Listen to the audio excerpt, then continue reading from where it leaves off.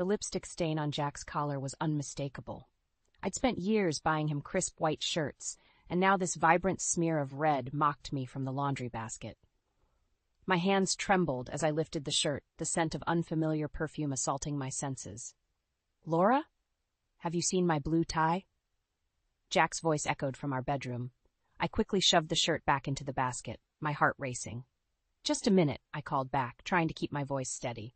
As I walked into our room, Jack was fumbling with his cufflinks, his back to me.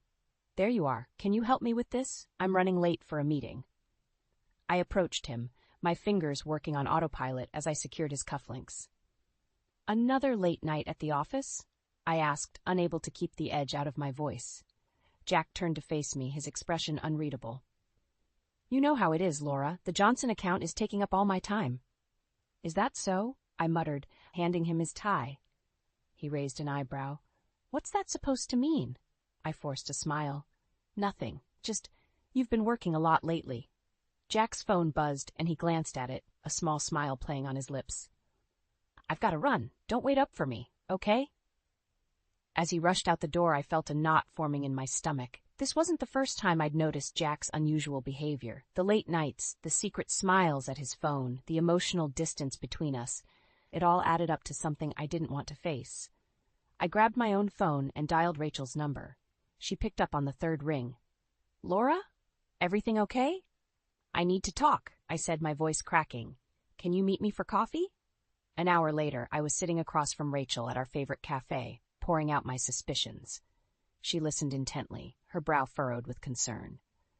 "Laura, honey," she said, reaching across the table to squeeze my hand. "I hate to say this, but it sounds like Jack might be, well, you know."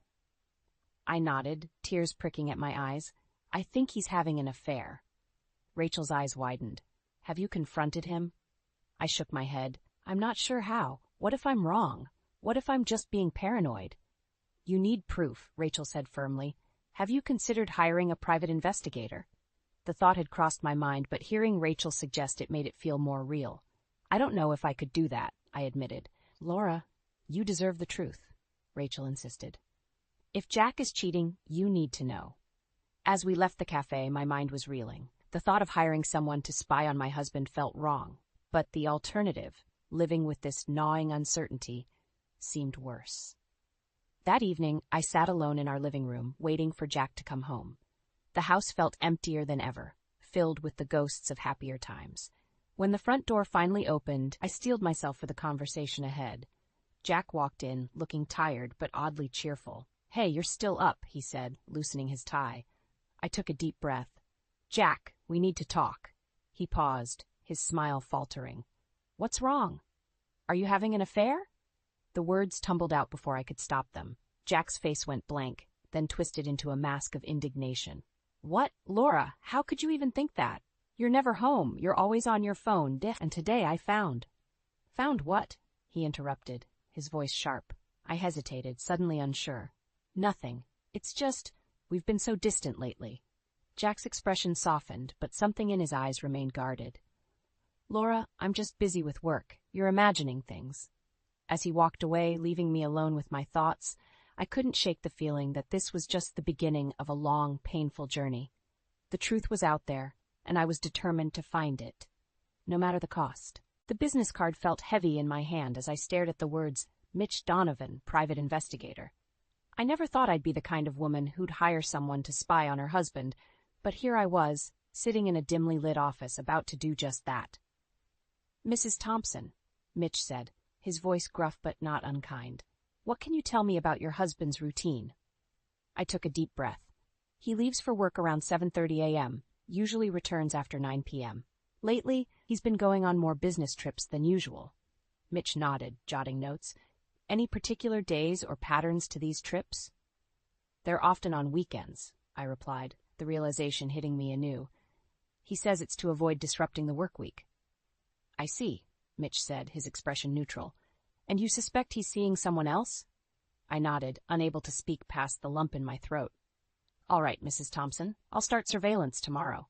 I'll need a recent photo of your husband and any other information you think might be relevant." As I left Mitch's office, a mix of relief and dread washed over me. I was finally taking action. But was I ready for the truth? The next few days were agonizing. I found myself jumping every time my phone buzzed, expecting news from Mitch. Jack, oblivious to my inner turmoil, continued his routine as if nothing was amiss. On Friday evening, as Jack packed for another business trip, my phone rang. It was Mitch. "Mrs. Thompson, I have some information for you. Can you meet me at my office in an hour?" My heart raced. "Yes, I'll be there." Jack looked up from his suitcase. "Everything okay?" I forced a smile. "Just Rachel. Girls' night plans." He nodded, barely interested. "Have fun. I'll see you Sunday night." An hour later, I sat across from Mitch, my hands shaking as he placed a manila envelope on the desk between us. "Mrs. Huff Thompson, I'm sorry to say that your suspicions were correct," Mitch said gently. I closed my eyes, willing myself not to cry. "Tell me everything." Mitch opened the envelope, spreading out photos. "Your husband has been meeting this woman regularly." He pointed to a striking blonde in her early 30s. "They've been seen entering this hotel multiple times this week." I stared at the photos, my world crumbling. There was Jack, my husband of 10 years, with his arm around a woman I'd never seen before. They were laughing, touching, kissing. "Do you know who she is?" I asked, my voice barely above a whisper. Mitch nodded. "Leanne Carter. She works at your husband's firm. Junior partner, from what I gathered." Of course. The late nights, the weekend business trips. It all made sense now. "There's more," Mitch said, hesitating. "They're not in town this weekend. They left for a cabin resort upstate this morning." I felt like I'd been punched in the gut. "Thank you, Mitch. I need to go." I drove home in a daze, the envelope of damning evidence sitting on the passenger seat like a ticking time bomb. As I pulled into our driveway, I noticed a familiar car parked out front. Evelyn, Jack's mother. Great. Just what I needed. I plastered on a smile and walked inside, finding Evelyn in the kitchen, helping herself to a glass of wine. "Laura, dear," she exclaimed, too cheerfully. "I thought I'd drop by and keep you company while Jack's away. Isn't it wonderful how hard he's working?" I felt a surge of anger. Did she know? Was she covering for him? "Actually, Evelyn," I said, my voice steady despite my racing heart, "I know exactly what kind of work Jack's doing this weekend." Evelyn's smile faltered. "What do you mean?" I pulled out the photos and spread them on the kitchen counter. "Care to explain this?" Evelyn's face paled as she looked at the evidence of her son's infidelity. But then, something in her expression changed. Not shock or disappointment, but calculation. "Oh, Laura," she said, her voice dripping with false sympathy, "I had no idea, but you know how these things happen. Maybe if you'd been more attentive." I stared at her, disbelief turning to fury. She knew. She'd probably known all along. As Evelyn continued to make excuses for Jack, I realized this betrayal ran deeper than I'd ever imagined. It wasn't just my husband I was up against. It was his entire family. I hadn't slept in days. The weight of Jack's betrayal and Evelyn's complicity pressed down on me like a physical force. I was going through the motions at work, barely able to focus on anything but the shattered pieces of my life. My phone buzzed. Rachel's name flashed on the screen. "Laura, you need to get down here. Now." Her voice was urgent, tinged with something I couldn't quite place. "Rachel, what's going on?" "I'm at Chez Pierre. You know that fancy French place downtown?" She paused, her voice dropping to a whisper. "Laura, Jack's here. With her." My world tilted on its axis. "What? He's supposed to be on a business trip in Chicago." "Well, unless Chicago moved to our local bistro, he lied. Again." Rachel's tone was a mix of anger and concern. "Do you want me to confront them?" "No," I said quickly. "Just keep an eye on them. I'm on my way." I grabbed my keys, my mind racing. This was it, the moment I'd face Jack and his mistress in person. As I drove, I tried to calm my racing heart, but the betrayal felt fresh all over again. Chez Pierre came into view, its elegant facade a stark contrast to the turmoil inside me. I spotted Rachel's car and parked next to it. She was waiting outside, her face a mask of worry. "They're still inside," she said, squeezing my hand. "Are you sure you want to do this?" I nodded, steeling myself. "I need to see it with my own eyes." We entered the restaurant, the soft lighting and gentle music a mockery of the scene about to unfold. And then I saw them. Jack and Leanne were seated in a corner booth, their heads close together, laughing intimately. His hand rested on hers, their fingers intertwined. The sight of it made me physically ill. "Laura, wait." Rachel started, but I was already moving. I approached their table, my heart pounding so loud I was sure they could hear it. Jack looked up, his smile freezing on his face as he saw me. "Laura?" He quickly withdrew his hand from Leanne's, panic flashing in his eyes. "What are you doing here?" "I could ask you the same thing," I said, my voice surprisingly steady. "Funny, this doesn't look like Chicago." Leanne looked between us, realization dawning on her face. "Jack, is this your wife?" "Ex-wife, soon enough," Jack muttered, then winced as he realized what he'd said. I felt like I'd been slapped. "Is that so? And when exactly were you planning on telling me about this divorce?" The restaurant had gone quiet, other diners watching our drama unfold. Jack stood up, trying to guide me away from the table. "Laura, let's not do this here. We can talk at home." I jerked away from his touch. "No, Jack, we're doing this now. How long has this been going on? How long have you been lying to me?" Leanne stood up, grabbing her purse. "I think I should go." "Oh no," I said, turning to her. "You're part of this too. Did you know he was married? Or did he feed you some line about us being separated?" She had the decency to look ashamed. He said things were complicated." I laughed bitterly. "Complicated. That's one way to put it." Jack stepped between us. "Laura, please, you're making a scene." "I'm making a scene?" My voice rose. "You've been having an affair, lying to me for months, and I'm the one making a scene?" Rachel appeared at my side, her arm around my shoulders. "Come on, Laura, let's go. They're not worth it." As she led me away, I turned back one last time. "Don't bother coming home, Jack. I'll have your things packed and ready for Evelyn to pick up. I'm sure she'll be thrilled to have you back." We walked out of the restaurant, leaving Jack and Leanne in stunned silence. As the cool night air hit my face, I felt a strange mix of pain and relief. The truth was out, raw and ugly, but at least there were no more lies. Rachel hugged me tightly. "I'm so sorry, Laura. What are you going to do now?" I took a deep breath, my mind already racing with plans. Now? Now I fight back. They think they can just push me aside. They have no idea who they're dealing with. As we drove away from Chez Pierre, I felt a new resolve building within me. This wasn't the end. It was just the beginning of my fight for justice and self-respect. The morning after the restaurant confrontation, I woke up with a newfound determination. I'd spent the night packing Jack's belongings, each item a painful reminder of our shared life. Now I had one more confrontation to face. Evelyn. I drove to her sprawling suburban home, my hands gripping the steering wheel so tightly my knuckles turned white. As I pulled into her driveway, I saw her peering out from behind lace curtains. She knew why I was here. Evelyn opened the door before I could knock, her face a mask of false concern. "Laura, dear, what a surprise. Is everything all right?" I pushed past her into the foyer. "Cut the act, Evelyn. We both know why I'm here." She sighed, closing the door. "I suppose you've spoken to Jack." "Spoken? No. Caught him red-handed with his mistress? Yes." I turned to face her, my voice steady despite the anger boiling inside me. "But that's not even the worst part, is it? You knew. You've known all along." Evelyn's facade cracked for a moment before she composed herself. "Laura, you have to understand, Jack wasn't happy, and that justifies cheating?" I interrupted. "That makes it okay for him to lie to me, to make a fool of me?" She had the audacity to look annoyed. "Oh, don't be so dramatic. These things happen in marriages. If you'd been more attentive to Jack's needs." "Don't you dare try to blame this on me," I snapped. "I gave everything to this marriage. I supported Jack's career. I was there for him through everything. And this is how I'm repaid?"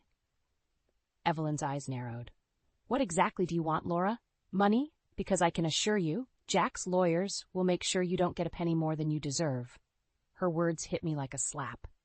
"Is that what you think this is about? Money?" "Isn't it always?" She smirked.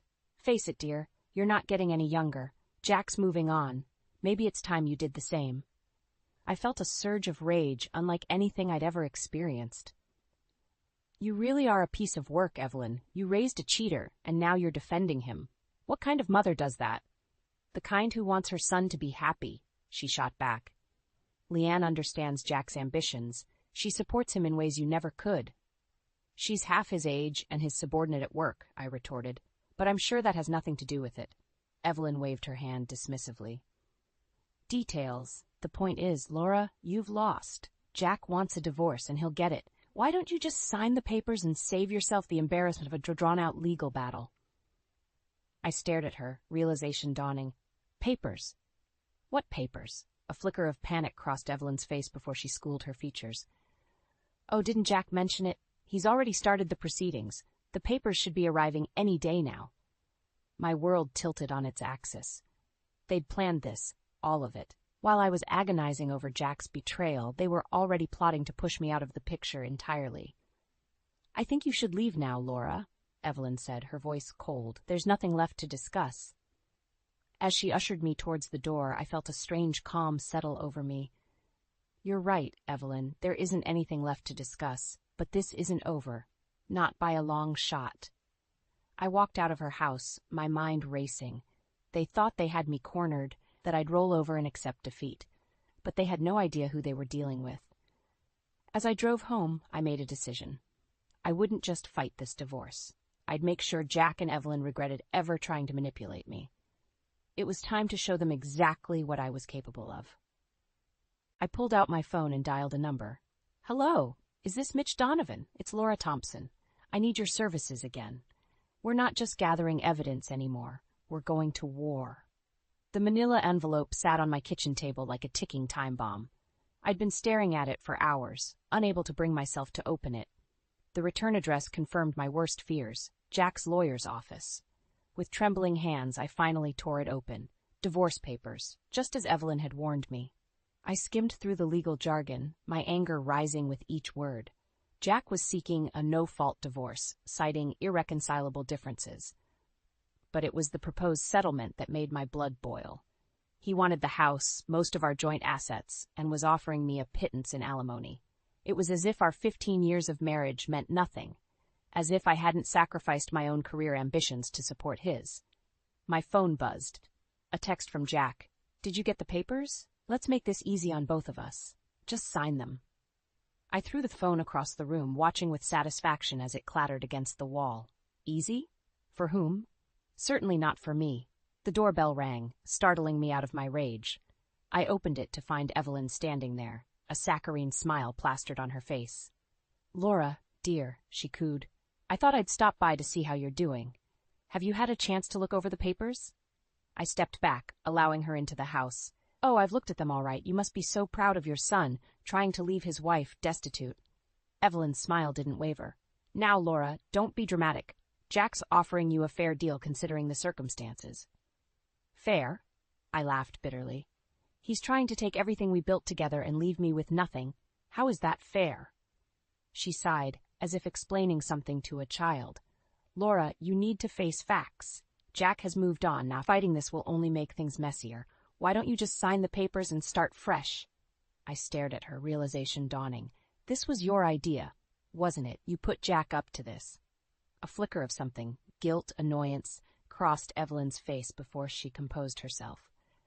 I merely advised Jack on what's best for his future, and frankly, what's best for you too. You're not getting any younger, Laura. A long, drawn-out divorce won't do you any favors. Her words hit me like a slap. I'd always known Evelyn didn't approve of me, but I never realized the depth of her disdain. Get out, I said, my voice low and dangerous. Excuse me? I said, get out of my house. I walked to the door, holding it open, and you can tell Jack that if he wants a war, he's got one. I won't sign those papers. Not now, not ever. Evelyn's mask of politeness finally cracked. Don't be a fool, Laura. You can't win this. Jack has the best lawyers money can buy. You'll lose everything.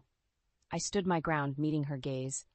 Maybe, but I'll make damn sure he loses just as much in the process. As Evelyn stormed out, I slammed the door behind her, my heart racing.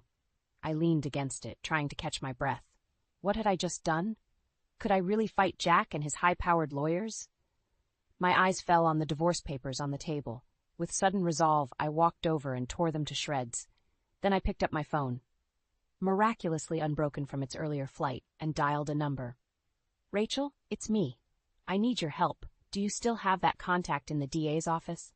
I think it's time we looked into some of Jack's more creative accounting practices at work. As I hung up, I felt a strange mix of fear and exhilaration.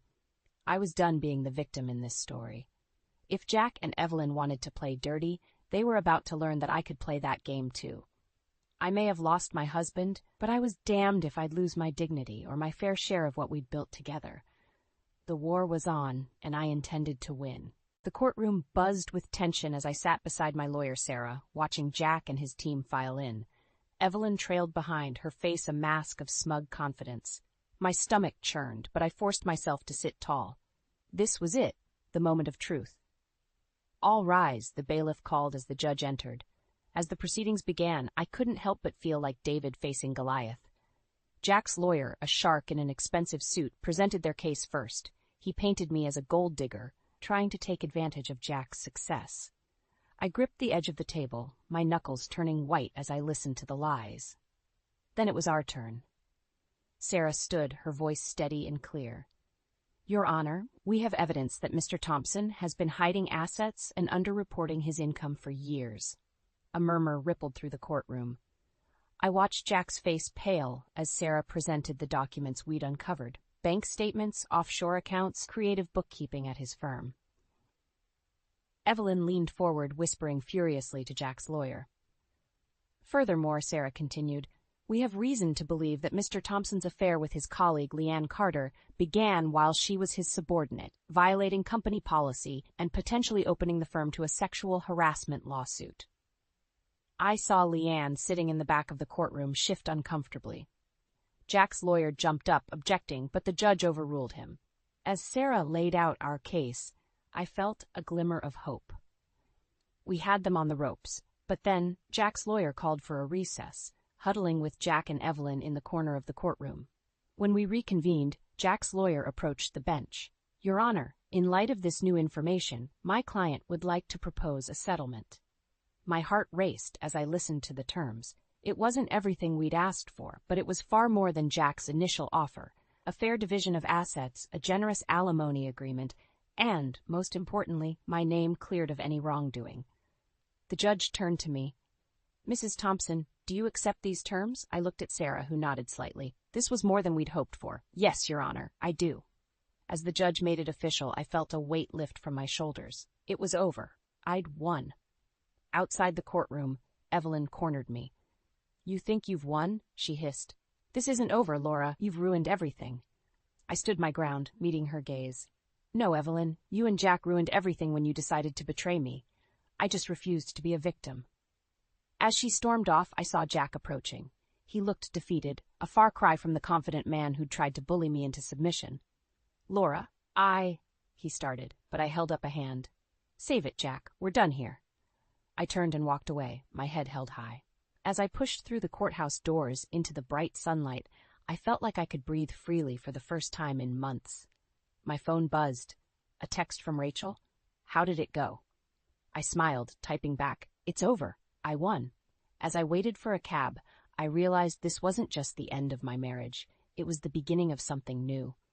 I'd stood up for myself, fought back against impossible odds, and come out stronger. The cab pulled up, and as I got in, the driver asked, "Where to, ma'am?" I paused, considering. My old life was behind me now. It was time to start fresh. "Take me to a real estate agent," I said. "I think it's time I found a new place to call home." As the cab pulled away from the courthouse, I didn't look back. The future was ahead, and for the first time in a long time, I was excited to see what it held.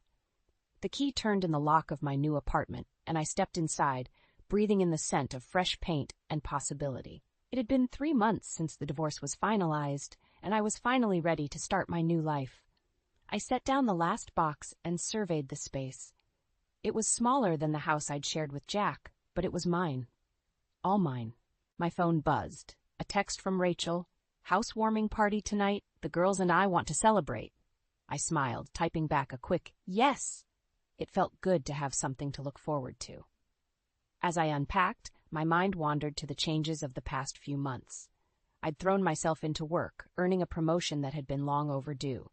The extra income combined with the alimony meant I could afford this place in the heart of the city, just a short walk from my office. The doorbell rang, interrupting my thoughts.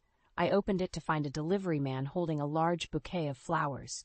"Laura Thompson?" he asked. I nodded, confused. Who would be sending me flowers? As I read the card, my blood ran cold. "Congratulations on the new place. We should talk. Jack." My hands shook as I set the flowers on the counter. How did he know where I lived? Why was he reaching out now? Before I could process my thoughts, my phone rang. It was an unknown number. Hello, I answered cautiously. Laura? It's Leanne. I nearly dropped the phone in shock. Leanne, what do you want? Her voice was shaky. I need your help. It's about Jack. Things have gotten complicated. My mind raced. Complicated how? Can we meet, please? I don't want to do this over the phone. Against my better judgment, I agreed to meet her at a nearby cafe in an hour. As I walked to the cafe, my nerves were on edge. What could Leanne possibly want? Was this some kind of trap? I spotted her at a corner table, looking nothing like the confident woman I'd seen in court. Her eyes were red-rimmed, her hands fidgeting with a napkin. Laura, thank you for coming, she said as I sat down. Let's cut to the chase, Leanne. What's going on? She took a deep breath. Jack's not who we thought he was. The creative accounting you uncovered, it goes deeper than that. He's involved in some serious fraud, and now he's trying to pin it all on me. I stared at her, stunned. What are you saying? He set me up to take the fall.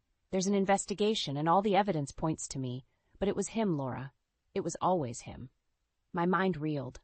Part of me wanted to dismiss her story as another manipulation, but the fear in her eyes seemed genuine. Why are you telling me this? I asked. Because you're the only one who stood up to him and won. I need your help, Laura? Sure. I have evidence that could clear my name and implicate Jack, but I can't use it without risking everything. You're my only hope. As she spoke, my phone buzzed again. Another text from Jack. We really need to talk, Laura. It's urgent. I looked up at Leanne, then back at my phone. The life I'd been rebuilding suddenly felt like it was crumbling around me. Jack was trying to worm his way back in. Leanne was asking for my help, and I was caught in the middle of a storm I thought I'd escaped. Laura? Leanne's voice broke through my thoughts. Will you help me? I met her gaze, my mind racing. This decision could change everything. Again.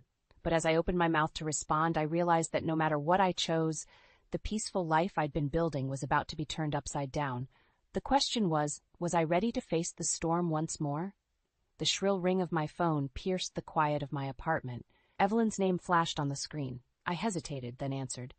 Laura? Evelyn's voice was frantic. I need your help. It's Jack and Leanne. Everything's falling apart. I closed my eyes, taking a deep breath. Evelyn, why should I help you after everything you've done? Because you're better than us, she said, her voice breaking. Please, Laura, I was wrong about you. We all were. Against my better judgment, I agreed to meet her at a nearby park. As I approached the bench where Evelyn sat, I was struck by how small she looked. Nothing like the imperious woman who had tried to bully me out of my marriage. What's going on, Evelyn? I asked, sitting beside her. She turned to me, her eyes red-rimmed. Jack and Leanne, they've been embezzling from the company. Millions of dollars. I thought I was protecting my son, but I've been enabling a criminal. My mind raced, connecting the dots with what Leanne had told me. And now they're turning on each other, I said softly. Evelyn nodded. Leanne came to me with evidence against Jack, trying to cut a deal. But Jack, he's threatening to expose her part in it if she talks. They're tearing each other apart, and I don't know what to do.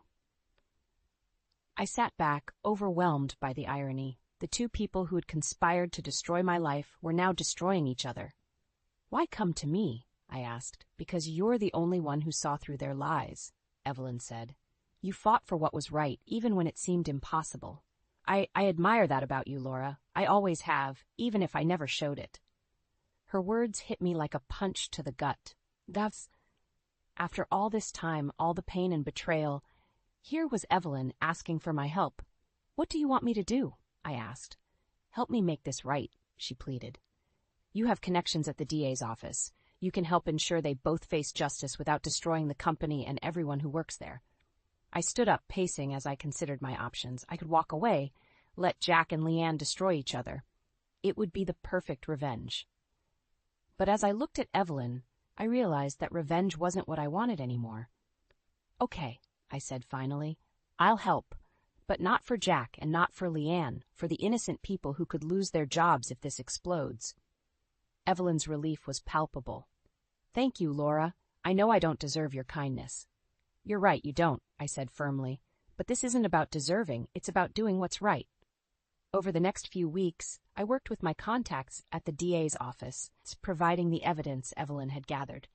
It was a delicate balance, ensuring justice was served without causing unnecessary collateral damage. In the end, both Jack and Leanne were arrested. The company survived, though badly shaken. And I found myself standing taller, stronger than ever before. As I watched the news report of their arrests, I felt a strange sense of closure. The anger and bitterness that had driven me for so long began to fade, replaced by something else. Peace, maybe. Or perhaps just the quiet satisfaction of knowing I had risen above their pettiness and done the right thing. Evelyn called me one last time, her voice thick with emotion. "Laura, I can't thank you enough. I know it doesn't make up for everything, but I'm truly sorry for how I treated you. You're a remarkable woman." "Thank you, Evelyn," I said, surprised to find I meant it. "Take care of yourself." As I hung up, I looked around my apartment. The life I had built for myself, the career I had nurtured, the friendships I had strengthened, all of it was mine, hard-won and precious. I picked up a framed photo of myself, smiling at a recent company event where I'd received a leadership award. This was who I was now. Not Jack's ex-wife, not a victim, but a strong, independent woman who had faced adversity and come out stronger. As the sun set outside my window, casting a warm glow over the city, I felt a sense of excitement for what the future might hold. Whatever came next, I was ready to